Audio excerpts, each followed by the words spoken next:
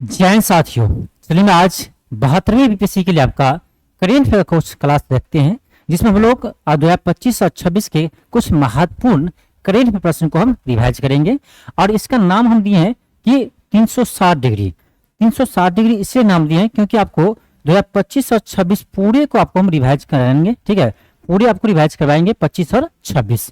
और इसमें जितने भी आपका इंपॉर्टेंट क्वेश्चन होंगे, टॉपिक होंगे, इन सभी टॉपिक को हम रिवाइज करेंगे। ठीक है, तो आज से आपका यूट्यूब पर जो है ये आपका रिवीजन सीरीज आपका स्टार्ट हो रहा है और ये सीरीज आपका 72वें बीपीएससी के एग्जाम तक चलेंगे। ठीक है, तो जितने भी 72वें बीपीएससी के एग्जाम देने वाले अभ्यर्थी है, आप सभी आप यूट्यूब से जुड़ जाइए। आपको हम करेंट अफेयर और बिहार स्पेशल आपको हम पूरे रिवाइज करवा देंगे और साथ में आपका मैथ्स और रीजनिंग का जो बीपीएससी में अभी तक क्वेश्चन पूछा गया है उनको भी हम सोल्व करवाएंगे। तो ध्यान से आप इस चैनल से जुड़े रहिए और आपको इस पर 72वीं बीपीएससी के लिए सभी विषय को हम आपको रिवाइज करवाने वाले हैं। ठीक है, तो चलिए हम आज के क्लास को स्टार्ट करते हैं और ये हम देखेंगे आपका करेंट अफेयर से और इसमें आपका टॉप 150 क्वेश्चन होगा। ठीक है, इसमें जो हम आपको टॉप 150 क्वेश्चन को शामिल किए हैं। ठीक है, जिसमें से आपका सभी क्वेश्चन जो है इंपॉर्टेंट है। तो 150 क्वेश्चन में जो है सभी इंपॉर्टेंट क्वेश्चन है और ये जो है आपका 150 क्वेश्चन ये हमारे वीकली टेस्ट चलता है आपका। यहाँ पर जो स्टूडेंट यहाँ पर क्लास करते हैं वहाँ उसको टेस्ट चलते हैं, जितने भी क्वेश्चन आपको यानी करवा दिया जाता है पूरे वीक में उसका टेस्ट होता है। तो ये कहे तो टेस्ट का ही क्वेश्चन है जो हम आपको इस संडे को करवाए थे। ठीक है, और इसमें बेहतरीन प्रश्न है, हम टेस्ट करवा रहे हैं, स्वाभाविक है उसमें क्वेश्चन जो देंगे वो बेहतरीन प्रश्न देंगे। तो आप ये क्लास को पूरा देखिए, इसमें आपका राष्ट्रीय, अंतर्राष्ट्रीय और बिहार स्पेशल तीनों का क्वेश्चन होंगे और बहुत ही बेहतरीन प्रश्न होंगे। और ये क्विक रिवीजन है, इसीलिए हम क्लास को थोड़ा फास्ट लेकर चलेंगे, उतना डीप में हम चर्चा नहीं करेंगे। ठीक है, हाँ, जो आपका टॉपिक वाइज क्लास होगा उसमें हम डीप में चर्चा करेंगे, मंथली वाइज होगा उसमें हम डीप में चर्चा करेंगे। ये आपका एक क्विक रिवीजन है तो हम थोड़ा सा फास्ट लेकर चलेंगे क्योंकि इसमें 150 प्रश्न है। ठीक है, और 150 प्रश्न आपको एक क्लास में आपको कंप्लीट करवाना है, इसलिए थोड़ा फास्ट चलेंगे। चलिए इस क्लास को हम स्टार्ट करते हैं। क्वेश्चन देखिए मेरा आज का पहला है, आज का मेरा पहला प्रश्न है। प्रश्न आपका यह है कि मार्च 2026 में, मार्च 2026 में कहा आपका कौन सा देश अंतर्राष्ट्रीय सौर गठबंधन का 118वां सदस्य बना है। क्या है क्वेश्चन? क्वेश्चन ये कर आपका कि मार्च 2026 में कौन सा देश जो है अंतर्राष्ट्रीय सौर गठबंधन का जो है 118वां सदस्य बना है। तो ये बने आपका रोमानिया। कौन है? रोमानिया बने हैं। तो याद रखिएगा अंतर्राष्ट्रीय सौर गठबंधन का 118वां सदस्य कौन बने हैं? रोमानिया बने हैं। ठीक है, और इसका ध्यान रखिएगा इसका स्थापना जो है आपका 2015 में हुआ था। ठीक है, 2015 में आपका इसका स्थापना हुआ था और इसका मुख्यालय जो है आपका गुरुग्राम में है। ठीक है, गुरुग्राम हरियाणा में जो है इसका मुख्यालय हेडक्वार्टर है। गुरुग्राम हरियाणा में जो है आपका अंतर्राष्ट्रीय सौर गठबंधन का क्या है? मुख्यालय है। इसी को आप ध्यान रखिएगा। ठीक है, चलिए आगे बढ़ते हैं। अगला क्वेश्चन है मेरा, अगला क्वेश्चन क्वेश्चन सेकंड है, हाल ही में किस यूरोपीय देश ने 16 वर्ष से कम उम्र के बच्चों को सोशल मीडिया उपयोग पर प्रतिबंध लगाने का कानून पारित किया है? बहुत ही इंपॉर्टेंट क्वेश्चन है। क्वेश्चन कर आपका हाल ही में जो है किस यूरोपीय देश ने 16 वर्ष से कम उम्र के बच्चों पर सोशल मीडिया चलाने से प्रतिबंध लगाया है? तो ऐसा पहला स्पेन आपका होगा, पहला यूरोपीय देश स्पेन है जो 15 वर्ष से 16 वर्ष से कम उम्र के बच्चों पर सोशल मीडिया चलाने पर प्रतिबंध लगाया है। ठीक है, तो ये आपका प्रथम यूरोपीय देश है। अब यहाँ पर आपको 2-3 पॉइंट ध्यान रखना है जो आपके एग्जाम के लिए इंपॉर्टेंट है, जो हम आपको क्लास में करवा रखे हैं। 2-3 पॉइंट क्या ध्यान रखना है? तो 2-3 पॉइंट आप ये ध्यान रखिए कि इसमें आपसे पूछे कि विश्व का प्रथम देश, विश्व का प्रथम देश जो 16 वर्ष से कम उम्र के बच्चों पर सोशल मीडिया चलाने से प्रतिबंध लगाया है। तो विश्व का प्रथम देश पूछे तो क्या होगा? ऑस्ट्रेलिया होगा। विश्व का प्रथम देश पूछे तो क्या होगा? विश्व का प्रथम देश पूछे तो ऑस्ट्रेलिया होगा। ये एक क्वेश्चन आपका एग्जाम में आ चुका है ये क्वेश्चन, और ये भी हम आपको क्लास में करवा रखे हैं, ऑस्ट्रेलिया होगा। ऐसे क्वेश्चन पूछे आपका एशिया का हो गया, एशिया का, हाँ एशिया का नहीं हुआ, यूरोप का हुआ ना, स्पेन। प्रथम यूरोपीय देश स्पेन है जो 16 वर्ष से कम उम्र के बच्चों पर सोशल मीडिया चलाने से प्रतिबंध लगाया है। यदि एशिया में पूछे तो एशिया का प्रथम देश कौन है जो 16 वर्ष से कम उम्र के बच्चों पर सोशल मीडिया चलाने से प्रतिबंध लगाया है? तो एशिया में आपका है इंडोनेशिया। ठीक है, तो इंडोनेशिया आपका ऐसा देश है, इंडोनेशिया ऐसा देश आपका जो एशिया का पहला देश है जो 16 वर्ष से कम उम्र के बच्चों पर सोशल मीडिया चलाने से प्रतिबंध लगा है। भारत का प्रथम राज्य पूछे तो भारत का प्रथम राज्य पूछे तो भारत का पूछे प्रथम राज्य तो ये आपका होगा कर्नाटक। ठीक है, कर्नाटक ही होगा। बहुत सारी जगह आपको आंध्र प्रदेश दे रहा है, आंध्र प्रदेश गलत है, कर्नाटक ही होगा। भारत का प्रथम राज्य जो 16 वर्ष से कम उम्र के बच्चों पर सोशल मीडिया चलाने से प्रतिबंध लगाया है तो यह आपका कर्नाटक। और बात करें इसमें क्वेश्चन जो बनता है, इसमें आपका एक क्वेश्चन और बन सकता है क्या, विश्व का प्रथम देश, विश्व का प्रथम देश जो 2 वर्ष से कम उम्र के, ध्यान रखिएगा, विश्व का प्रथम देश जो 2 वर्ष से कम उम्र के बच्चों पर स्क्रीन यूज करने पर प्रतिबंध लगा। कोई भी स्क्रीन, चाहे फोन का हो, चाहे टैब का हो, चाहे लैपटॉप का हो, तो स्क्रीन पर प्रतिबंध लगाया है तो यह है आपका यूके। क्या है, यूके है जो 2 वर्ष से कम उम्र के बच्चों पर स्क्रीन का यूज करने पर ही बैन लगा दिया है, यह आपका यूके। तो यहां से जितने भी प्रश्न आपका आएगा सारा क्वेश्चन आपसे बन जाएंगे। तो इसी प्रकार से आपका पूरे आगे आपके एग्जाम तक हम क्लास करवाने वाले हैं। आपका ये इससे पहले आपको बिहार स्पेशल क्लास करवा चुके हैं और सभी का हम प्लेलिस्ट भी बना दिए हैं। यूट्यूब पर सभी का हम प्लेलिस्ट भी बना दिए हैं। वहां से आप करेंट अफेयर हो, बिहार स्पेशल हो और बीपीएससी का जो पीवाईक्यू हो उसको आप रिवाइज कर सकते हैं। ठीक है, तो सबका प्लेलिस्ट बना हुआ है, आप जाइए हमारे यूट्यूब चैनल पर, अब वहां से पूरे अच्छे से सब विषय को आप रिवाइज कर सकते हैं। ठीक है, तो अभी से लेकर आपके एग्जाम तक हम लगातार आपसे जुड़े रहेंगे। तो जितना हो सके उतना वीडियो को शेयर कीजिए, उसी से हमें एनर्जी मिलता है। ठीक है, जितना आप शेयर करेंगे उतना मुझे एनर्जी मिलेगा और उतना ही आपको हम क्लास लाइव करवाएंगे। ठीक है, तो जितना हो सके वीडियो को शेयर कीजिए। चलिए अगला क्वेश्चन देखते हैं हम। अगला क्वेश्चन हमारा है, क्वेश्चन आपका थर्ड है कि विकसित भारत जी राम जी योजना ने हाल ही में किस प्रमुख अधिनियम का स्थान लिया। क्वेश्चन ये कर रहा है कि हाल ही में विकसित भारत जी राम जी योजना जो है किसका स्थान लिया है। सबको पता है मनरेगा का स्थान लिया। किसका नाम स्थान लिया है, मनरेगा का। क्या होगा, ऑप्शन नंबर बी होगा। महात्मा गांधी राष्ट्रीय ग्रामीण रोजगार गारंटी अधिनियम, इसी को बदलकर क्या कर दिया है, विकसित भारत जी राम जी। यानी भारत में पहला ऐसे कोई योजना है आया है जो हमारे राम जी के नाम पर आया है। ठीक है, तो विकसित भारत जी राम जी। और इससे भी कितने लोग को मिर्ची लग रहा है कि भगवान का नाम पर योजना आ रहा है। क्यों नहीं आई भाई, हिंदुस्तान बनाते हैं ना। हालांकि इसमें हम नहीं जाना चाहेंगे, ठीक है, क्योंकि बहुत सारे लोग को बुरा लग सकता है, लेकिन ठीक है, कोई बात नहीं है। ठीक है, तो महात्मा गांधी राष्ट्रीय ग्रामीण रोजगार गारंटी अधिनियम के स्थान पर क्या आया है, तो विकसित भारत जी राम जी योजना। इसमें है क्या याद रखने वाली बात, याद रखने वाली बात यह है कि इसके तहत जो आपका ना वर्ष में जो है आपका 100 दिनों का कार्य करने का ये नहीं, इसमें गारंटी था कि आपको वर्ष में कम से कम 100 कार्य दिवस का काम मिलेगा, कम से कम गारंटी इसमें देता था मनरेगा के तहत। लेकिन आपका ये जो नया योजना आया है विकसित भारत जी राम जी, उसमें 125 दिनों का गारंटी देता है कि आपको एक वर्ष में 125 दिनों तक हम आपको वर्क मिलेगा। ठीक है, 125 दिनों का गारंटी देता है, बस इतना ही अंतर है। ठीक है, चलिए आगे देखते हैं। क्वेश्चन है, भारत के 77वें गणतंत्र दिवस यानी 26 जनवरी 2026 को समारोह के मुख्य अतिथि के रूप में किसे आमंत्रित किया गया था।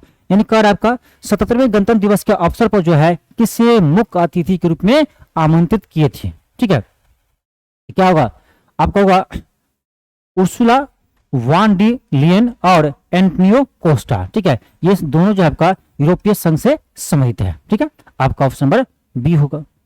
अगला है, भारत की ब्रिक्स 2026 की अध्यक्षता का मुख्य विषय क्या है। एक देखिए इस क्वेश्चन में एक क्वेश्चन है, एक क्वेश्चन क्या है, एक क्वेश्चन आपका ये है कि ब्रिक्स समिट 2026 जो है कहाँ होगा। क्वेश्चन क्या है, इसमें आपका एक प्रश्न ये है कि ब्रिक्स का जो है आपका 2026 में जो है समिट कहां पर होगा। तो ध्यान रखिए ये होगा आपका भारत में। ठीक है, ब्रिक्स समिट 2026 कहां होने वाला है, तो ये आपको होगा भारत में। तो ब्रिक्स समिट आपका 2026 होगा कहां पर, भारत में। अब यहां पर क्वेश्चन ये पूछ रहा है कि ब्रिक्स समिट जो भारत में होगा इसका थीम क्या रखा गया है, इसका थीम क्या रखा गया। तो याद रखिएगा क्योंकि ये समिट आपका भारत में होने वाला है और जब भारत में होने वाला है तो इसलिए आपका इंपॉर्टेंट है। जो चीज इंडिया में हो रहा है ये आपका इंपॉर्टेंट है, तो इसलिए ध्यान रखिएगा इसका थीम क्या है। तो इसका थीम ध्यान रखिएगा, इसका जो आपका लचीलापन, नवाचार, सहयोग और सततता के लिए निर्माण। आपका ऑप्शन नंबर बी होगा। क्या होगा, ऑप्शन बी होगा। चलिए आगे बढ़ते हैं। क्वेश्चन अगला है कि स्वतंत्र भारत का वह तीसरा राज्य कौन सा है जिसने हाल ही में उत्तराखंड और गुजरात के बाद, उत्तराखंड और गुजरात के पद चिन्हों पर चलते हुए समान नागरिक संहिता विधेयक को अपनी विधानसभा में पारित किया है। बहुत ही अच्छा क्वेश्चन है। यहां से आपका ना हो सकता है कि एक अच्छा क्वेश्चन देते मैच द कॉलम में, ठीक है, कि सबसे पहले समान नागरिक संहिता कौन लागू किया? उत्तराखंड। उसके बाद गुजरात लागू किया, और उसके बाद जो है तीसरा राज्य कौन बना है? जो आपका यूसीसी को लागू किया है। बहुत ही अच्छा क्वेश्चन है। आपके एग्जाम में यदि क्वेश्चन आ जाता है ना, तो आप मुझे मत कहिएगा कि सर ये नहीं पढ़ाए थे, ठीक है। ऐसे ऐसे प्रश्न आपके एग्जाम में आने का ज्यादा चांस होता है। और आगे जो आपको क्लास करवाएंगे उसमें हम और भी क्वेश्चन लेकर आएंगे जो आपका स्टेटमेंट बेस्ड हो, मैच द कॉलम हो, इसमें भी है। आगे आइए ना, जब बिहार का करंट आएगा ना, देखिएगा कितने बेहतरीन प्रश्न हम लेकर आए हैं, ठीक है। तो क्लास को आप जरूर देखिए, आपके एग्जाम में बहुत बेनिफिट होगा। आप यदि बीपीएससी एडीओ के एग्जाम दिए होंगे तो आप देखेंगे मेरे क्लास से कितने क्वेश्चन आए हुए हैं, ठीक है। सारा का प्रूफ यूट्यूब पर है। 71वीं में कितना आया, 72वीं कितना, सॉरी 71वीं में कितना आया, 17वीं में कितना आया, आपका टीआरई 3 में कितना आया है, एडीओ में कितना है, सारा प्रूफ है मेरे यूट्यूब पर। और 72वीं में कितना आएगा एग्जाम के बाद, इसका भी हम प्रूफ आपको देंगे, ठीक है। हम पहला एकलौते ऐसे शिक्षक है जो बीपीएससी के एग्जाम होने के बाद हम करेंट अफेयर का प्रूफ दिखाते हैं कि क्वेश्चन कितना मेरे क्लास आया है, ठीक है, कितना क्वेश्चन आया है, कब क्लास करवाए थे, सारा प्रूफ दिखाते हैं, ठीक है। आपको भी दिखाएंगे, बशर्ते क्लास कीजिए। तो क्या होगा? ये होगा आपका असम। क्या होगा? असम होगा। यानी असम भारत का तीसरा राज्य है जो स्वतंत्रता के बाद यूसीसी को लागू किया है, ठीक है। तो प्रथम कौन है जी यूसीसी को लागू करने वाला प्रथम राज्य? तो ये आपका है उत्तराखंड। कौन सा है? तो ये आपका उत्तराखंड। दूसरा बात करें, दूसरा राज्य ये आपका है गुजरात। गुजरात में भी आपका यूसीसी लागू हो चुका है। तीसरा अब आपका बन रहा है कौन? तो ये बना आपका असम। ये चीज को ध्यान रखिएगा। और यूसीसी की बात करें तो यूसीसी का उल्लेख कहां पर है? तो यूसीसी समान नागरिक संहिता यूनिफॉर्म सिविल कोड कहां पर है? ये आपका है आर्टिकल 44 में। आर्टिकल 44 में, और आर्टिकल 44 में है। और ये क्या है? डीपीएसपी है। डीपीएसपी राज्य के नीति निर्देशक तत्व, डीपीएसपी है। और डीपीएसपी क्या होता है? डीपीएसपी राज्य के लिए एक क्या है? कर्तव्य है राज्य का। उसका मन होगा तो लागू करेंगे, मन नहीं होगा तो लागू नहीं करेंगे। कोई अनिवार्यता नहीं है। इसे आप न्यायालय में जाकर उसे लागू नहीं करवा सकते हैं। आप पढ़ेंगे डीपीएसपी क्या होता है, ठीक है। तो इसीलिए देख रहे हैं आप, अभी तक 3 ही राज्य लागू किया है। तो ये राज्य पर डिपेंड करता है लागू करे न करे, क्योंकि ये डीपीएसपी का पार्ट है। ये अनुच्छेद किसमें है? 44 में है। आर्टिकल 44 में इसका उल्लेख किया गया है, ठीक है। चलिए आगे देखते हैं। अगला क्वेश्चन है कि मई 2026 में भारतीय रिजर्व बैंक के नए डिप्टी गवर्नर के पद पर किसे नियुक्त किया गया है? मई 2026 में ये आपका बने रोहित जैन। रोहित जैन जो आपका ये आरबीआई के नए डिप्टी गवर्नर बने हैं। आरबीआई के नए डिप्टी गवर्नर बने हैं। ऑप्शन सी होगा। आपके लिए प्रश्न है, आपके लिए मेरा एक प्रश्न है, आप कमेंट बॉक्स में बताइएगा कि वर्तमान में जो है आपका आरबीआई के गवर्नर कौन है? वर्तमान में आरबीआई के गवर्नर कौन है? ये प्रश्न आपसे है। इसका जवाब आपको कमेंट बॉक्स में देना है, ठीक है। वर्तमान में आरबीआई का गवर्नर कौन है? इसका जवाब जो है आपको कमेंट बॉक्स में देना है, ठीक है। चलिए आगे बढ़ते हैं। क्वेश्चन आपका है कि पश्चिम एशियाई संकट के चलते किस देश ने यूएई को पीछे छोड़कर भारत के दूसरे सबसे बड़े निर्यात गंतव्य का स्थान प्राप्त किया? बहुत ही अच्छा क्वेश्चन है। क्वेश्चन ये कर आपका कि कर पश्चिम एशिया में संकट चल रहा है, ठीक है। उसके कारण से जो है यूएई जो आपका है पीछे छूट गया है। और कह रहा भारत को ऐसे कौन सा देश है जो दूसरा निर्यातक गंतव्य बने, निर्यात करने का स्थान बने, ठीक है। कौन बने? ये बने आपका सिंगापुर, ठीक है। सिंगापुर यानी कहा जाए तो भारत सबसे अधिक निर्यात करने के मामले में बात करें तो दूसरा सबसे अधिक निर्यात कहां करते हैं? ये करता आपका सिंगापुर को। पहले था यूएई, अब यूएई चला गया थर्ड स्थान पर, और आपका सेकंड पर आ गया कौन? सिंगापुर। तो फर्स्ट पे कौन है? तो फर्स्ट पे आपका अमेरिका। यानी भारत जो है सबसे अधिक, ध्यान रखिएगा, भारत जो है सबसे अधिक आपका निर्यात कहां करते हैं? अमेरिका करते हैं। और अच्छी बात यह है कि हम अमेरिका के साथ व्यापार अधिशेष में रहते हैं, फायदा में रहते हैं, घाटा में नहीं रहते हैं। और चाइना के साथ हम व्यापार घाटा में रहते हैं, लेकिन अमेरिका के साथ हम व्यापार अधिशेष में रहते हैं। यानी निर्यात हम ज्यादा करते हैं, आयात हम वहां से कम करते हैं। यानी सामान हम अमेरिका को ज्यादा बेचते हैं, हम उससे कम खरीदते हैं। इसीलिए ऐसे भी इंडिया से क्या हुआ रहता है? कौन? अमेरिका। क्यों? व्यापार उसका घाटा चल रहा है इंडिया के साथ, हम तो अधिशेष में है। तो सबसे अधिक निर्यात आपको जो भारत का किसको करते हैं? अमेरिका को। और सेकेंड स्थान पर किसको करते हैं? तो सिंगापुर को। अब थर्ड पर चला गया यूएई। अब यूएई पीछे छूट गया तो यहां से क्वेश्चन बनने का बिल्कुल चांस है, ठीक है। तो मुझे पता है आपकी एग्जाम में क्वेश्चन कहां से आएगा, ठीक है। इसीलिए बच्चे इतने परेशान है कि सर आप करेंट अफेयर पढ़ाइए, मेरे आप यूट्यूब पर जाइएगा तो मैक्सिमम बच्चा कराता है कि सर करेंट अफेयर बिहार से करवा दीजिए, क्योंकि उसको पता है कि हम जो क्वेश्चन करवाएंगे वो सटीक क्वेश्चन करवाएंगे, फालतू क्वेश्चन हम नहीं करवाते हैं।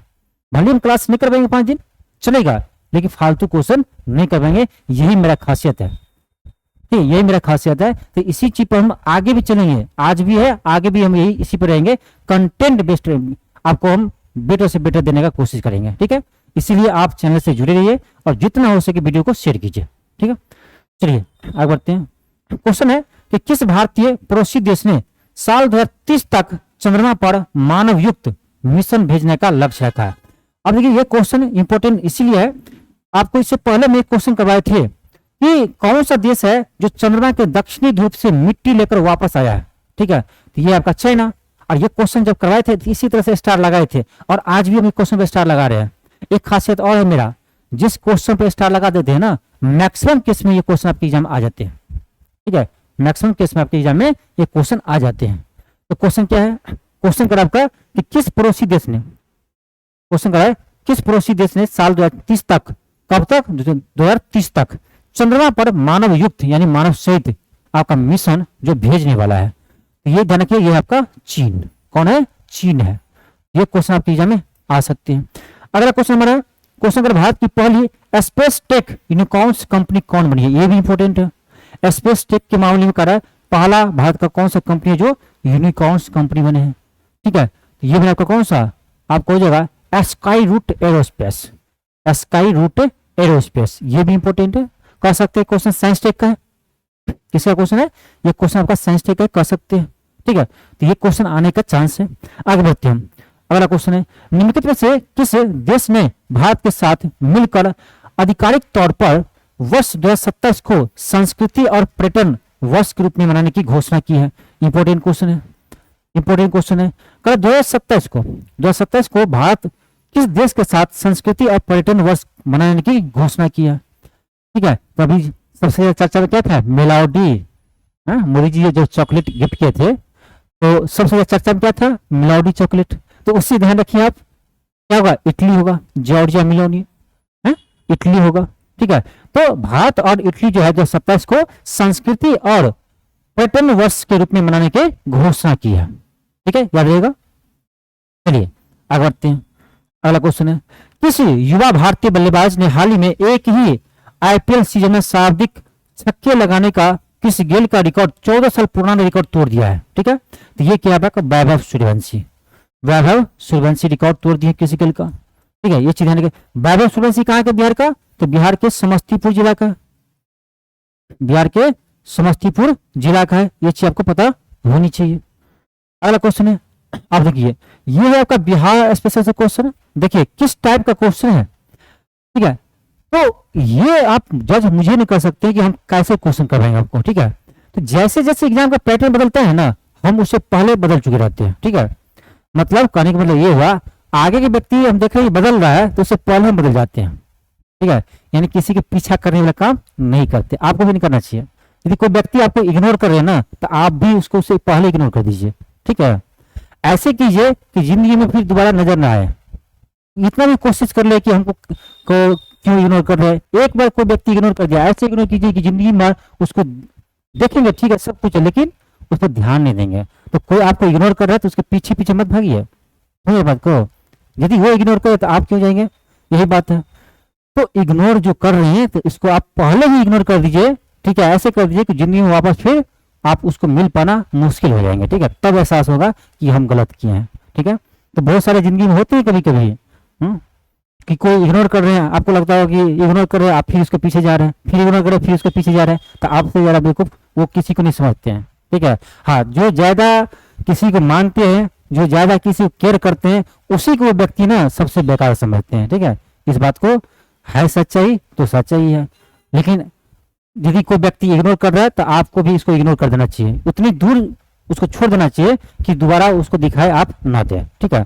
तब उसको एहसास होगा कि हाँ वो सच्चे व्यक्ति थे, ठीक है, हम गलती किए हैं।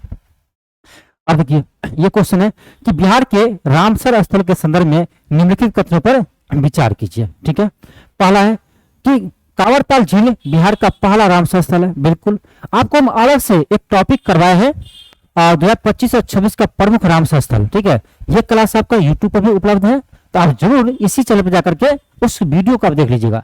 और जितने अभी फिलहाल नया वीडियो है सारा का हम आपको प्लेलिस्ट बना दिए हैं, सारे वीडियो आपको मिल जाएगा, सारा का सारा प्लेलिस्ट बना दिए हैं, इसीलिए क्योंकि आपका अभी 72वीं बीपीएससी का एग्जाम है, रिवाइज करना आसान रहेगा, इसीलिए हम प्लेलिस्ट बना दिए हैं, ठीक है। तो आपको चिंता नहीं करना है, सारा चीज आपको हम करवाएंगे, आप बस क्लास करते रहिए, ठीक है। तो देखिए ये कह रहा है कि बिहार के रामसर स्थल के संदर्भ में निम्नलिखित को विचार कीजिए। सबसे पहली बात आपको ये याद रखना चाहिए कि वर्तमान में जो है बिहार में कितने रामसर स्थल है, बिहार में कितने रामसर स्थल है, तो ये आपका 6 है। ये क्या है, 6 है। अब कहीं सर आपको अभी कहाँ से याद आया कि कोई इग्नोर करता था, आप क्यों बोले कि इग्नोर कर देना चाहिए? कभी कभी होते हैं, सबके लाइफ में आते हैं, ठीक है। ये फेज सबके लाइफ में आते हैं कि कोई व्यक्ति इग्नोर कर रहे हैं, आप फिर भी उसके पीछे जा रहे हैं, क्यों जाए? दुनिया में वही क्या है व्यक्ति क्या, या वही बहुत अच्छे हैं, ऐसा तो नहीं है। दुनिया में आते जाते रहते ऐसे लोग, ठीक है। तो किसी के पीछे लग नहीं जाना हाथ धो करके कि नहीं वो इग्नोर करे फिर भी उसके पीछे जा रहे हैं, क्यों जाएंगे भाई? उतने बेकार है आप क्या? आपको बेकार ही समझ रहे हैं? आप समझेंगे जब उसके पीछे जाएंगे ना, समझेंगे। आप बदल कर देखिए, उसको उलट कर देखना छोड़ दीजिए ना, तो फिर उसको एहसास होगा बाद में, फिर आएंगे आपके पीछे, ठीक है। तो यही है, किसी के पीछे नहीं जाना है, नहीं भागना है। भागना है किसी के पीछे तो अपने लक्ष्य के पीछे भागिए, ठीक है। अपने लक्ष्य के पीछे भागिए, गोल के पीछे भागिए, जो आपका गोल है, जो आपका लक्ष्य है, ठीक है, उसके पीछे भागिए ना, तो वहां कुछ न कुछ मिलेगा आपको। ठीक है, आपको नौकरी में मिलेगा, नौकरी नहीं मिलेगा ना, तो मेरे तरह आपके पास इतना नॉलेज जरूर हो जाएगा कि आप लाखों विद्यार्थियों को पढ़ा सकते हैं, ठीक है, इतना नॉलेज जरूर होगा। तो किताब से जब दिल लगाएंगे ना, तो वो आपको क्या करेंगे, लाइफ में आगे बढ़ेंगे, ठीक है। ऐसे रास्ते में जरूर लाकर छोड़ देंगे जहां से आप अपने लाइफ में अच्छे से चला सकते हो, लेकिन कहीं और दिल लग गया तो यहाँ तो लाइफ बेकार हो गया आपका, ठीक है। तो इसीलिए दिल लगाना तो किताब से लगाइए, उसमें क्या रखा है।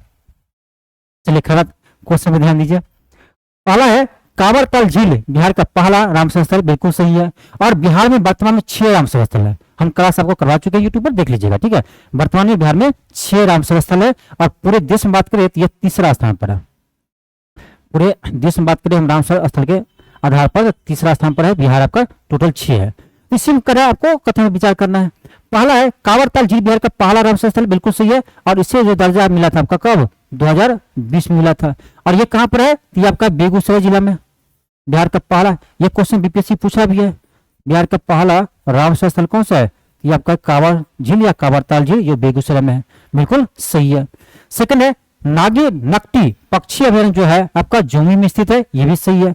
और इसे कब दर्जा मिला था, इसे मिला था 24 में, नागी नकटी को 24 में रामसर स्थल का दर्जा मिला था, ठीक है।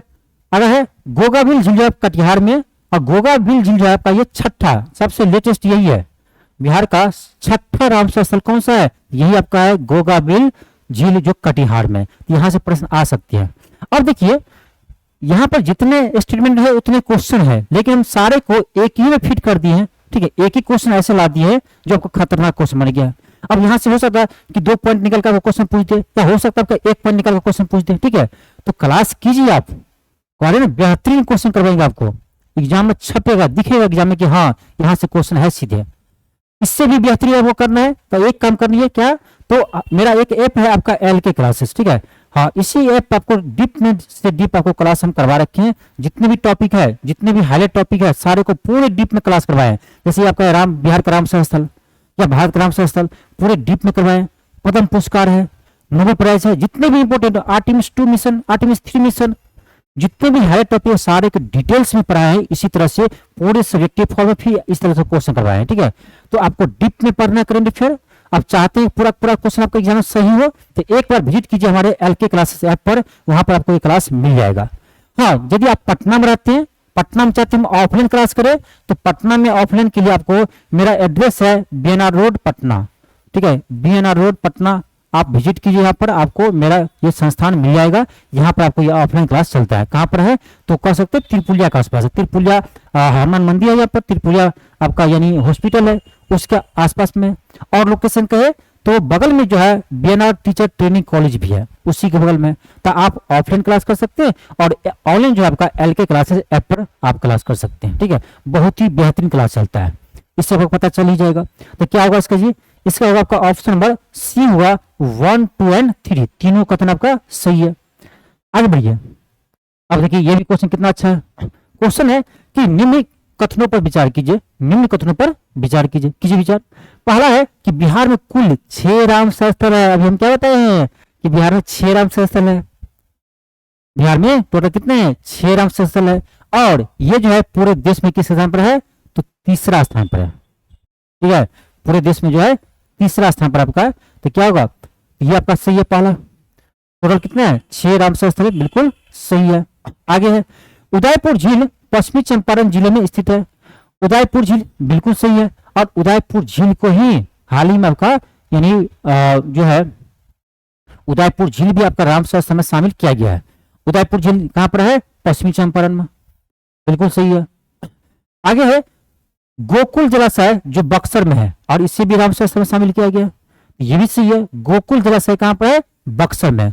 गोकुल जलाशय कहां पर है? बक्सर में, ध्यान रखिए। तो क्या होगा आपका? ऑप्शन नंबर सी होगा 1, 2 एंड 3। तो यहां से क्या होगा? यहां से एक तो आपका करेंट अफेयर क्लियर हो गया, ठीक है, बिहार का करेंट आपका क्लियर हो गया। दूसरी चीज ये है कि यहां से आपका ना बिहार स्पेशल के भी कुछ क्वेश्चन याद हो जाएगा। जैसे गोगा बिल कहां पर है? कटिहार में है। उदयपुर झील कहां है? पश्चिमी चंपारण में। गोकुल जैसे कहां? बक्सर में है। तो यहां से बिहार स्पेशल भी आपको क्लियर हो जाएगा। ठीक है, तो बिहार स्पेशल क्लास करवा रखे हैं, इसका भी सीरीज स्टार्ट कर दिए हैं। ठीक है, दोनों सीरीज आपका चलेगा आपके एग्जाम तक, तो दोनों सीरीज को आप फॉलो कीजिए। बिहार स्पेशल में गलती होगा ना, करेंट आपसे गलती होगा, इतना हम वादा कर सकते हैं। ठीक है, हम देख रहे हैं जैसे मुझे पहले प्यार मिल रहा था यूट्यूब पर, अभी नहीं मिल रहा है। इसका कारण है कि बहुत सारे दिन आपका क्लास जो है डिसकंटिन्यू हो गया था, छूट गया था वो ऑफलाइन क्लास के चक्कर में। तो बच्चा लोग टूट चुका है, बच्चा लोग बहुत सारे मूव कर चुके हैं। तो यही कहेंगे कि आप फिर से आप जुड़िए। अब आपको कभी हम ऐसे मौका नहीं देंगे कि आपको हम क्लास बीच में ऑफ करें, कभी ऑफ नहीं होगा, क्योंकि ये आप सेटअप लग चुका है और हम फुल्ली जो है आप लोग के बीच पढ़ाने के लाए हैं, टीचिंग करने के लाए हैं। ठीक है, और कोई काम नहीं मुझे करना है, बस आप लोग के बीच में रहना है। ठीक है, इसीलिए आप क्लास से जुड़िए, आगे आपको ऐसे कोई धोखा नहीं मिलेगा, सारा क्लास आपको आप करवाएंगे। ठीक है, चलिए आगे देखिए। अगले क्वेश्चन है कि उधवा झील पक्षी अभ्यारण्य, उधवा झील पक्षी अभ्यारण्य जो है रामसर स्थल के संबंध में निम्नलिखित कथनों पर विचार कीजिए। उधवा झील ये आपका देश का 88वां रामसर स्थल है, उसके बारे में पूछ रहे हैं। यह झारखंड के साहिबगंज जिले में स्थित है, बिल्कुल सही है। दूसरा कथन है यह 2 जिले पटोरिया और विहारा से मिलकर बना है, यह भी सही है। अगला है यह गंगा नदी के बाढ़ क्षेत्र में स्थित है, यह गंगा नदी के बाढ़ क्षेत्र में स्थित है। ठीक है, गंगा नदी के बाढ़ क्षेत्र में, यह भी सही है आपका। क्या होगा? 1, 2, 3, ऑप्शन नंबर सी होगा। 1, 2, 3 होगा आपका, ऑप्शन नंबर सी होगा। ठीक है, 1, 2, 3 होगा आपका, ऑप्शन नंबर सी होगा। ठीक है, तो एक चीज कहेंगे कि करेंट का जिस तरह क्वेश्चन अभी आपके एग्जाम में आ रहे हैं, हम उसी फॉर्मेट में सारे क्वेश्चन सेट किए हैं।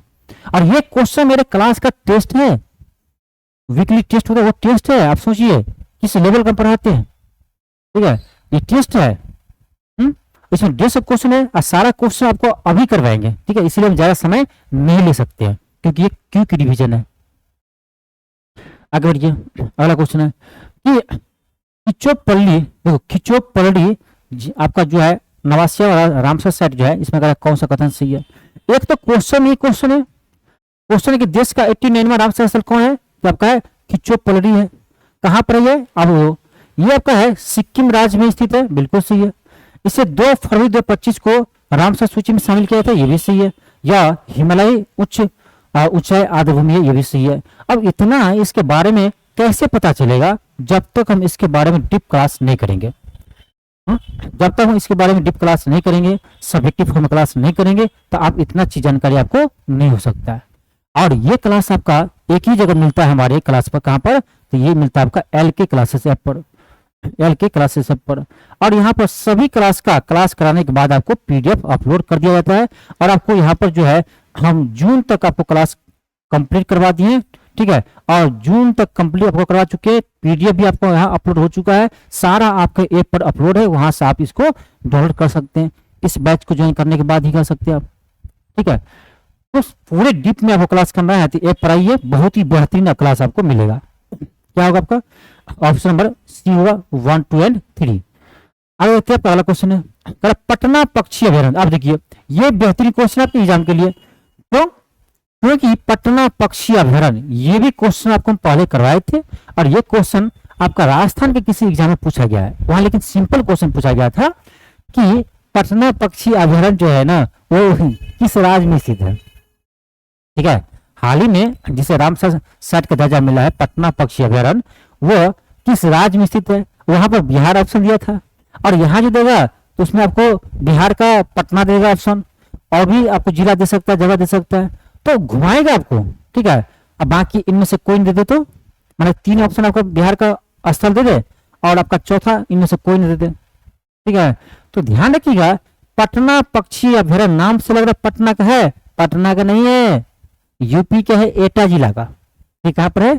यूपी के है आपका एटा जिला का। ठीक है, तो क्या होगा?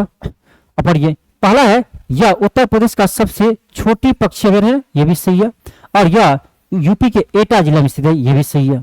ठीक है, और यह क्वेश्चन आपके एग्जाम में आया हुआ था, ऑप्शन सी होगा। अगला क्वेश्चन, फरवरी 2026 में भारत के किन 2 नए रामसर स्थल यानी आर्द्रभूमि स्थल को रामसर सूची में शामिल किया गया है? बहुत अच्छा क्वेश्चन है। तो ये आपका है पटना पक्षी अभयारण्य और छाड़ी रंड।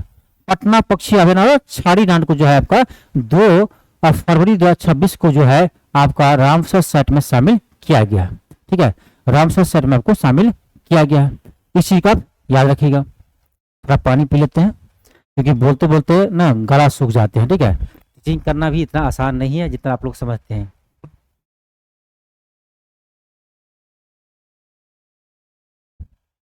चलिए अगला क्वेश्चन तक जवाब दीजिए। हम जब तक पानी पीते हैं तब तक इसका आप जवाब दीजिए। नोबेल प्राइज से आपका यह क्वेश्चन है, ये आपका नोबेल प्राइज से क्वेश्चन है।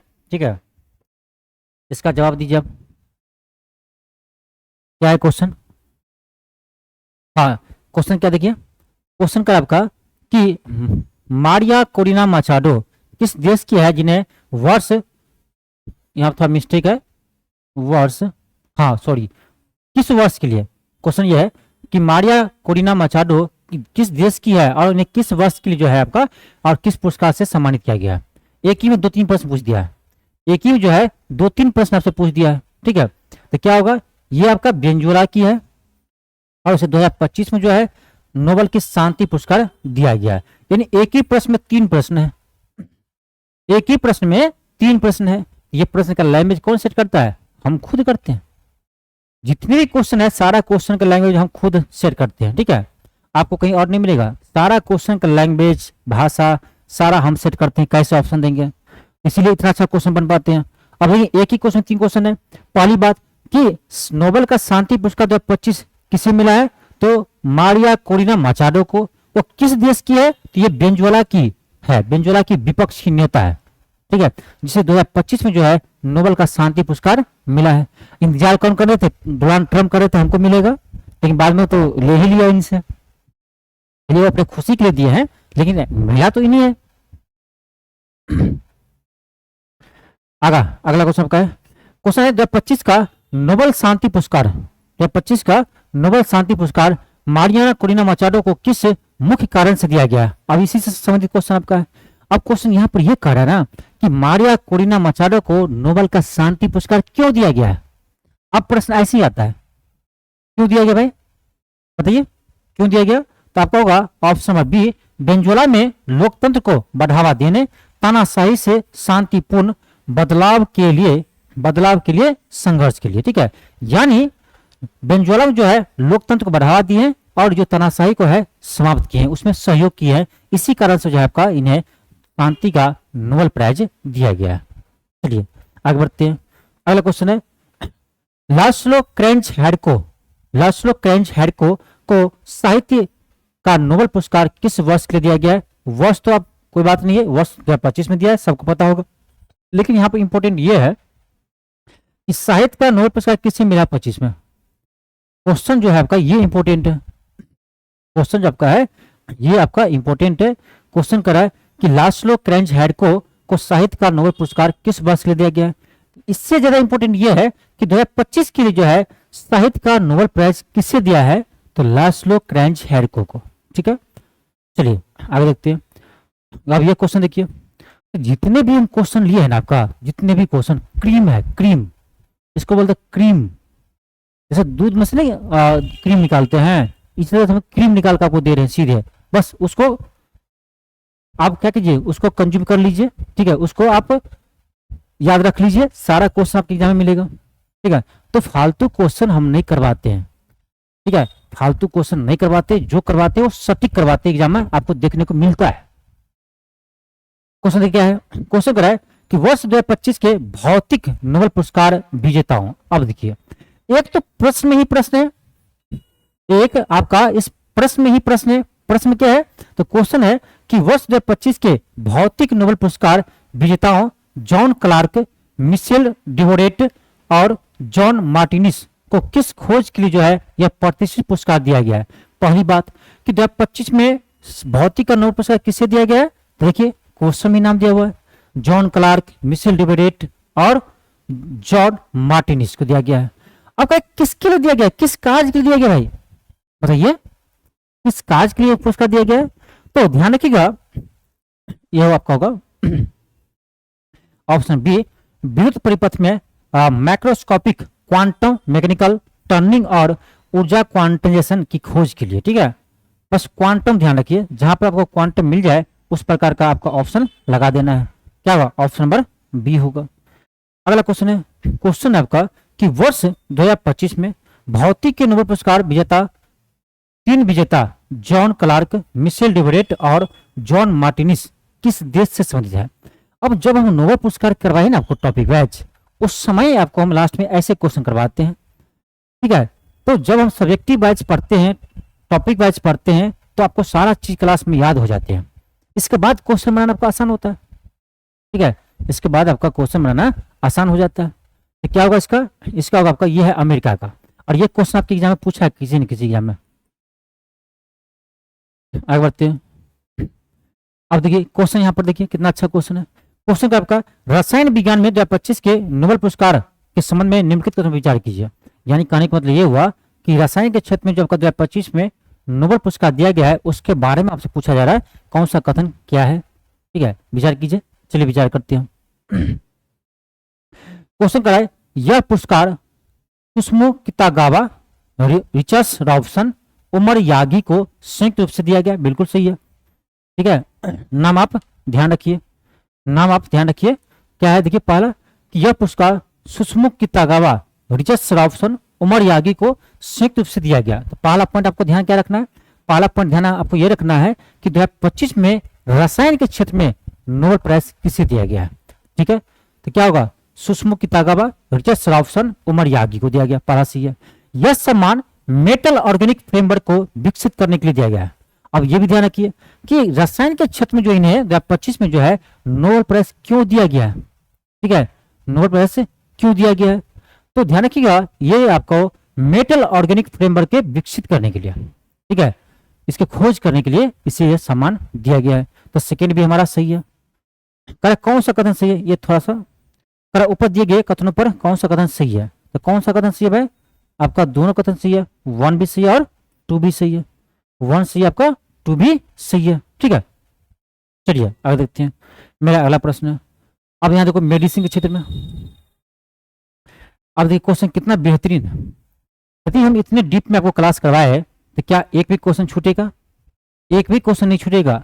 और ये जो आपका वीकली टेस्ट का क्वेश्चन है, जो हम आपको टेस्ट करवाते हैं यहाँ पर ऑफलाइन, जो बच्चा आते हैं प्रत्येक दिन क्लास करने के लिए, ठीक है। और ऑफलाइन क्लास आपका मॉर्निंग में 7 बजे से होता है आपका पटना में, ठीक है, 7 से 8 आपका डेली जो है मॉर्निंग में ये क्लास आपका चलता है करेंट अफेयर का, ठीक है। मॉर्निंग में ये क्लास चलता है आपका डेली 7 से 8। कहाँ पर, तो पटना में BNR रोड के पास में है। किसी को आपको इंक्वायरी चाहिए तो इस नंबर पर आप संपर्क कीजिएगा, ठीक है। ऑफलाइन क्लास करने के लिए, ऑफलाइन में आपका मैथ का भी क्लास चलता है, ठीक है, और आपका बिहार स्पेशल क्लास चलता है, GS का क्लास चलता है, और सभी एग्जाम के लिए टेस्ट भी चलता है। तो ऑफलाइन भी आपको पता करना, यदि आप पटना में रहते हैं तो आप BNR रोड में आकर के यहाँ ऑफिस में इंक्वायरी कर सकते हैं, या इस नंबर पर आप कॉन्टेक्ट कीजिएगा, आपको हम सारा इंफॉर्मेशन दे देंगे, ठीक है। क्वेश्चन क्या है, मेडिसिन यानी मेडिकल के क्षेत्र में 2025 में नोबेल पुरस्कार से संबंधित कथनों पर विचार कीजिए, ठीक है। पहला है, यह पुरस्कार सिमोन साकागुची, मैरी ब्रेन को फ्राइड रैम्सडेल को दिया गया, बिल्कुल सही है। किसे दिया है, ध्यान रखिएगा, सिमोन साकागुची, मैरी ब्रेन को फ्राइड रैम्सडेल को दिया गया है। सेकेंड है, यह खोज प्रतिरक्षा प्रणाली में रेगुलेटिंग टी सेल की पहचान से संबंधित है, यानी जो है प्रतिरक्षा प्रणाली में जो आपका टी सेल होते हैं इसी की पहचान किया गया है। इसी कारण से इन तीनों वैज्ञानिकों को जब का मेडिसिन के क्षेत्र में नोबेल पुरस्कार दिया गया है। ठीक, रेगुलेटरी टी सेल जो आपको प्रतिरक्षा प्रणाली की सुरक्षा प्रहरी कहते हैं। ये तो आपका बायोलॉजी का पॉइंट हो गया कि टी सेल को हम क्या कहते हैं, प्रतिरक्षा प्रणाली के प्रहरी कहते हैं। ठीक है, तो क्या होगा आपका इसमें कौन सा सही है, तो आपका तीनों का तीनों सही है, तो ऑप्शन क्या होगा, डी होगा। ऑप्शन डी होगा आपका 1, 2 एंड 3, 1, 2 एंड 3। आप कहेंगे सर आप ऑप्शन ई क्यों रखे हैं, ऑप्शन ई इसीलिए रखे हैं क्योंकि बीपीएससी भी कह रहे हैं कि हम ऑप्शन ई देंगे इस बार, और क्या देंगे प्रयास नहीं किया गया। यानी यदि वो क्वेश्चन आपको नहीं बनाना है फिर भी आपको वहां पर ऑप्शन रंग के आना है, ई नोट अटेम्प्ट, यानी आपको 150 क्वेश्चन रंग कराना है। नहीं बन रहा है तो आप ऑप्शन ई लगाइए, आपको नहीं माना जाएगा अटेम्प्ट आपने किए, वो माना जाएगा अटेम्प्ट नहीं किए, इसका निगेटिव नहीं कटेगा। यदि आप कुछ भी नहीं रखते हैं तब आपका निगेटिव कट जाएगा, जो अभी नया रूल है। ठीक है, इसीलिए आप इस बार एग्जाम देने जा रहे हैं तो बहुत सारी चीज उसका इन्फॉर्मेशन पता कर लीजिएगा तब एग्जाम दीजिएगा। ठीक है, क्योंकि इस बार आपका जो ऑप्शन ई दे रहा है प्रत्येक क्वेश्चन में कि नोट अटेम्प्ट है, आपको क्वेश्चन नहीं अटेम्प्ट करना है, नहीं बनाना है, तो ये आप ऑप्शन ई रंग लगाइए। ठीक है, इसी पैटर्न पर हम सारा क्वेश्चन सेट किए हैं, तो बिल्कुल आपके एग्जाम पैटर्न पर किए हैं जैसे आपका बीपीएससी का एग्जाम होगा, इसी लेवल का क्वेश्चन भी रहेगा और इसी लेवल क्वेश्चन भी आपको हम करवाएंगे।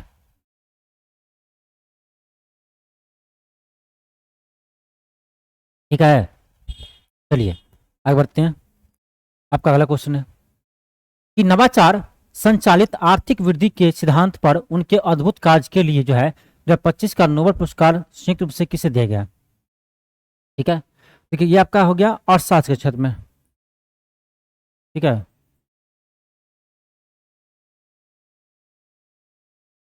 ये आपका हो गया अर्थशास्त्र के क्षेत्र में नोबेल पुरस्कार किसे दिया गया। यह आपका ज्यूअल मिकिर, फिलिप अध्ययन और पीटर हॉबिट को दिया गया। ठीक है, नाम देंगे ऑप्शन बी होगा। ठीक है, क्या होगा, ज्यूअल मिकिर, फिलिप अध्ययन और पीटर हॉबिट को जो है आपका अर्थशास्त्र के क्षेत्र में नोबेल पुरस्कार दिया गया है। अगला क्वेश्चन, क्वेश्चन कर आपका कि प्रधानमंत्री विकसित भारत रोजगार योजना के संदर्भ में निम्नलिखित कथनों पर विचार कीजिए। पहला है, योजना का लक्ष्य 2 वर्षों में 3.5 करोड़ से अधिक रोजगार सृजन करना है, बिल्कुल सही है।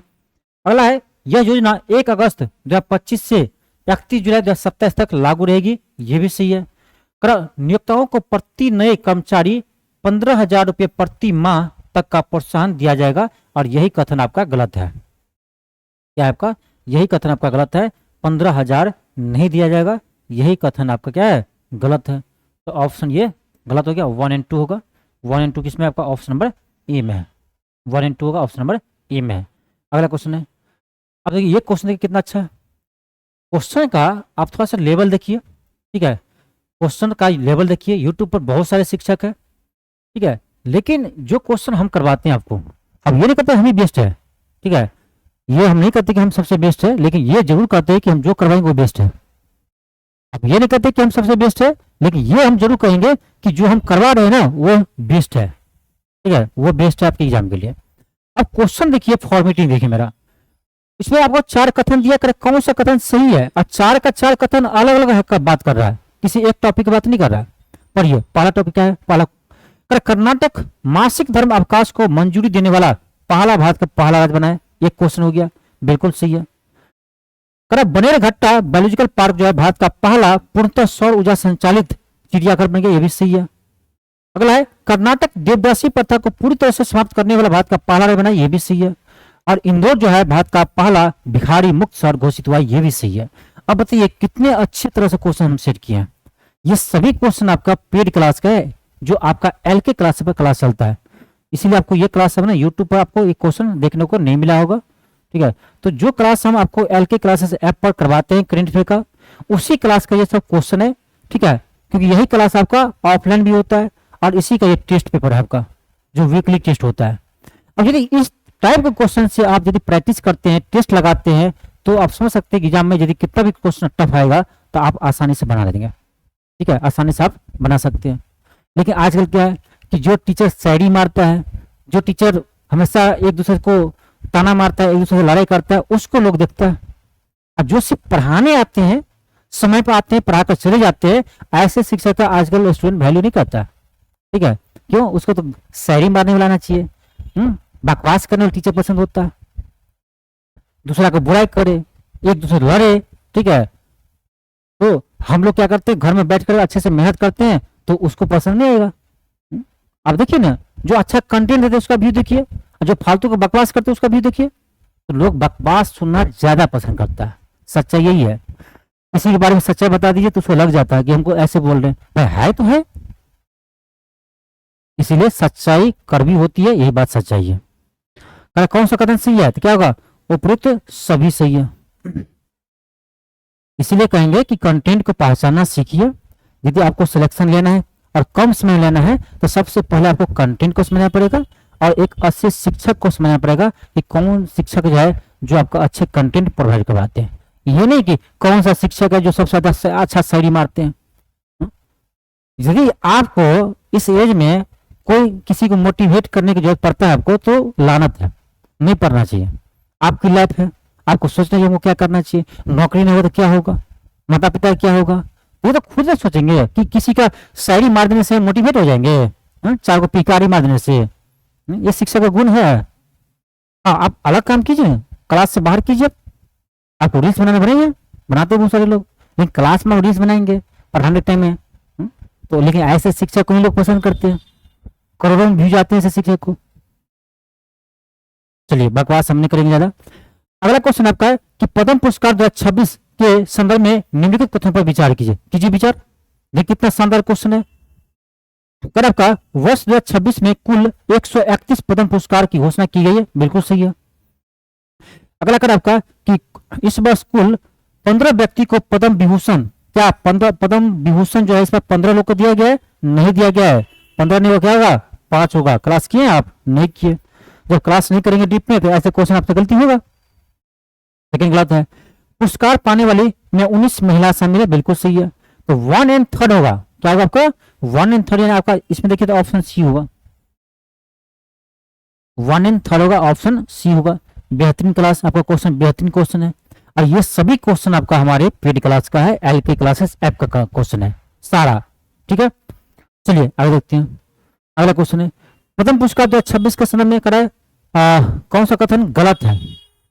कौन सा कथन करा आपका गलत है? ध्यान से पढ़िए, कौन सा कथन आपका गलत है। क्वेश्चन कराए पद्म भूषण पुरस्कार की संख्या 13 है, यानी कितने व्यक्ति को पद्म भूषण मिला है? 13 व्यक्ति को। क्या सही है? हाँ, ये तो सही है। पद्मश्री प्राप्त करने वाले 113 है, ये भी सही है। पद्मश्री कितने को मिले? 113 को मिले। मरणोपरांत पाने वाले की संख्या 10 है। मरणोपरांत जो आपका ये पुरस्कार पाने वाले की संख्या कितना है? 10 है। ठीक है, तो ये भी आपका जो है एक संख्या करा। पद्म भूषण 13 है, बिल्कुल सही है। पद्म विभूषण कितना है? तो आपसे पूछे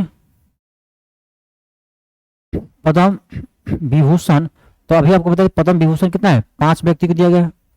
ठीक है, और पद्म भूषण कितना दिया है? 13 को दिया है। और पद्मश्री 113 को दिया है। ठीक है, और कह मरणोपरांत पुरस्कार पाने वाली संख्या 10 है, 10 नहीं है 16 है। ठीक है, मरणोपरांत पुरस्कार पाने वाले व्यक्ति की संख्या कितना है? 16 है। यहाँ तक 10 है, तो ये आपका गलत है। और कहा क्या रहा है? कौन सा कथन गलत है? कौन सा कथन गलत है? तो मेरे क्वेश्चन का फॉर्मेटिंग देखिए, कैसे फॉर्मेटिंग हम करते हैं, पर पता चलेगा क्वेश्चन क्या होता है करेंट का। तो कभी आइए हवेली पर, हवेली बोला क्लास करने। ठीक है, कभी आइए हवेली पर, फिर बताएंगे कि हम कैसे पढ़ाते हैं, मेरा कंटेंट कैसे होता है। ठीक है, तो कॉमेडी करने को पढ़ाई नहीं करते हैं साहब, लेकिन आजकल क्या है कि जो शिक्षक कॉमेडी करता है, शायरी मारता है, लेफ्ट राइट वाला बात करेंगे, उसको लोग पसंद करते हैं। जो सिर्फ पढ़ाएंगे, अच्छे कंटेंट देंगे, उसको सब नहीं समझते हैं, सब नहीं समझते हैं। आजकल चाहिए बच्चा को क्या? लॉलीपॉप चाहिए। तो क्या होगा इसका? ऑप्शन सी होगा, केवल 3, केवल 3 होगा। अगला क्वेश्चन, पद्म विभूषण विजेताओं के संबंध में कौन सा कथन विचार कीजिए। कर है पद्म विभूषण विजेताओं के संबंध में कर आपको कथन पर विचार करना है। कीजिए विचार, क्या कर दीजिए, देखिए पढ़िए तो क्या करा है एन राज्यम जो है कला के क्षेत्र में योगदान के लिए उसे सम्मानित किया गया पद्म विभूषण से, बिल्कुल सही है। कैरी थॉमस का संबंध सार्वजनिक मामले क्षेत्र से है। कैरी थॉमस का संबंध जो है आपका सार्वजनिक मामले क्षेत्र से है, ये कहा आपका बिल्कुल सही है। आपका ये भी सही है, ये भी सही है, तो ऑप्शन नंबर सी होगा। अगला धर्मेंद्र सिंह देवल, आप देखिए सनी देवल के पिताजी है धर्मेंद्र देवल, आप जानती होंगे। तो क्वेश्चन पूछा धर्मेंद्र देवल को जो है पद्म विभूषण से सम्मानित किया किस क्षेत्र में किया है। पहली बात है किस क्षेत्र में, सबको पता होगा कला के क्षेत्र में। आर्ट, एक्टर क्या आर्ट है, एक्टर जो है वो आर्ट में आते हैं, तो कला के क्षेत्र में दिया गया। लेकिन ज्यादा इंपॉर्टेंट ये है कि धर्मेंद्र सिंह देवल को जो है किस सम्मान से सम्मानित किया, तो पद्म विभूषण, किससे, पद्म विभूषण से सम्मानित किया गया है, इसी का आप ध्यान रखिएगा, ठीक है। पद्म विभूषण से सम्मानित किया गया है। अगला क्वेश्चन देखिए क्या है। अगला आपका है कि निम्नलिखित में से किसे सार्वजनिक मामले क्षेत्र में जो है मरणोपरांत पद्म विभूषण दिया गया है। अब ये कह रहा है मरणोपरांत किसे दिया गया, तो आपका होगा ऑप्शन नंबर सी वीएस अच्युतनंदन को। अब देखिए क्या कर रहा है पद्म विभूषण कर रहा है, सॉरी, तो पद्म विभूषण कर रहा है, लेकिन मरणोपरांत, तो ऑप्शन में जितने दिख रहे हैं ना आपको नाम, ऑप्शन जितने नाम दिख रहा है ना, ये सभी को मिला है पद्म विभूषण इस बार, लेकिन ये करा मरणोपरांत किसको मिला है, तो क्या होगा ऑप्शन सी होगा आपका वीएस अच्युतनंदन, ठीक है। चलिए आगे हम बढ़ते हैं। मेरा अगला प्रश्न है कर आपका डॉक्टर एन राज्यम जिन्हें हाल ही में पद्म विभूषण मिला है, करा किस राज्य से संबंध रखते हैं, ठीक है, करा किस राज्य से आपका संबंध रखते हैं, कहाँ के है, ये आपका यूपी के, कहाँ पर है, ये आपका यूपी का उत्तर प्रदेश का है, तो ऑप्शन नंबर सी होगा। अगला क्वेश्चन है कि पी नारायण को किस विशेष क्षेत्र में उसके योगदान के लिए जो है आपको यह सम्मान दिया गया है, ठीक है। पी नारायण को क्या होगा, पी नारायण को किसके लिए दिया गया है, तो ध्यान रखिएगा ये दिया आपका आपका होगा सार्वजनिक मामले, कहाँ होगा, ऑप्शन नंबर डी होगा, सार्वजनिक मामले होगा। अगला क्वेश्चन है कि प्रसिद्ध गायिका अलका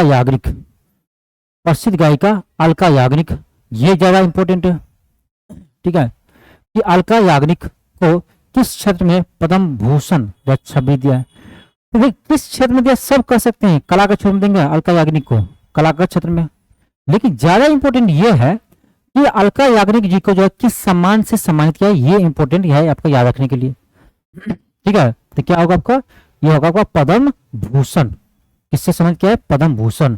तो एक प्रश्न आपका प्रश्न में ही शामिल है ना, एक प्रश्न आपका प्रश्न में ही शामिल है, इस चीज को आप ध्यान रखिएगा। अगला क्वेश्चन आपका कि डॉक्टर नोरी दत्तरंडू जिन्हें पद्म भूषण दिया गया है, यह किस देश से संबंधित है, ये किस देश से संबंधित है, ये आपका अमेरिका से, ठीक है, ये आपका अमेरिका से संबंधित है। अगला क्वेश्चन झारखंड के किस पूर्व मुख्यमंत्री को मरणोपरांत जो है पद्म भूषण दिया गया है, यहां फिर इंपॉर्टेंट है कि झारखंड के किस पूर्व मुख्यमंत्री को जो है पद्म भूषण दिया गया है, ठीक है, तो ध्यान रखिएगा ये दिया आपको किसको, ये दिया आपको शिबू सोरेन को, किसे दिया है, शिबू सोरेन को। और अभी आपका झारखंड के जो आपका वर्तमान मुख्यमंत्री है उसी के पिताजी थे आपका कौन, शिबू सोरेन, हेमंत सोरेन कौन है अभी झारखंड के मुख्यमंत्री है, तो इसी के पिताजी थे आपका कौन, शिबू सोरेन, ठीक है, जिसका हाल ही में निधन हो गया, तो मरणोपरांत जो आपका पद्म भूषण दिया गया, क्या दिया गया, पद्म भूषण दिया है। तो इस तरह से हम आपको क्लास करवाते हैं जिससे आपका टॉपिक वाइज रिवाइज हो जाए, ठीक है। पद्म पुरस्कार का जो आपका इंपॉर्टेंट क्वेश्चन था अभी हम करवा रहे हैं, तो इसी तरह से आपका इस क्लास में जो है ना सारा इंपॉर्टेंट क्वेश्चन आपसे रिवाइज हो जाएगा, ठीक है। अगला देखिए उदय कोटक को किस क्षेत्र में विशिष्ट सेवा के लिए पद्म भूषण दिया है, उदय कोटक को किस क्षेत्र में जो आपका पद्म भूषण दिया है, तो व्यापार और उद्योग क्षेत्र में। अगला है कि पूर्व टेनिस खिलाड़ी विजय अमृतराज पूर्व टेनिस खिलाड़ी विजय अमृतराज को किस क्षेत्र में पद्म भूषण दिया है? पहली बात ध्यान रखिए, किस क्या दिया गया है? क्या दिया है आपको? पद्म भूषण से सम्मानित किया गया है। ठीक है, पद्म भूषण से सम्मानित किया गया है पूर्व टेनिस खिलाड़ी विजय अमृतराज को। ये कार्य कहां से है? ये खेल से संबंधित है, अमेरिका से। भारतीय है, अमेरिका से। ऑप्शन बी होगा आपका अगला है। आप देखिए, ये देखिए, जैसे आपको यहां पर बिहार से क्वेश्चन आया, कितने शानदार क्वेश्चन है। जवाब दीजिए आप लोग, इस क्वेश्चन का जवाब आप लोग खुद दीजिए। ठीक है, थोड़ा हम वेट करते हैं, इसका कमेंट में आप आंसर दीजिए या खुद आप पहले बनाइए। देखिए कितना शानदार क्वेश्चन है। करा बिहार के हस्तियों को मिलने वाले पद्मश्री सम्मान, पद्मश्री सम्मान के संबंध में निम्नलिखित कथनों पर विचार कीजिए। निम्नलिखित कथनों पर विचार कीजिए। ठीक है,